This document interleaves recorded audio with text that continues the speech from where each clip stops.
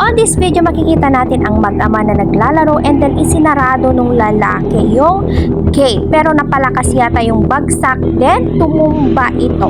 So isang reminders lamang po na ang klase ng gate na ito ay hindi siya advisable. Lalong-lalo na kung yung pagkakagawa nito ay hindi siya safe. So hindi safe yung pagkalagay nun dun sa taas. Kaya naman bumagsak siya nung tumama ito sa kabila ng gate. So napakabigat nung gate na to. So talaga namang ang aabutin mo dito ay todo-todong fracture. Makikita natin dito sa video na talagang na-deform yung paa ni kuya. Super sakit nito, sobra. And pati yung bata talagang masakit yung nangyari kasi nga nakatayo yung bata and yung ulo niya siguradong ang natamahan dito.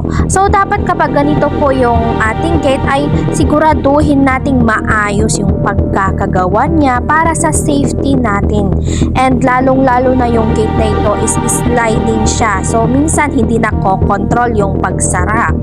And then bumabagsak siya sa kabila. So maaaring matanggal yung kabit nito doon sa taas and bumagsak gaya ng nasa video.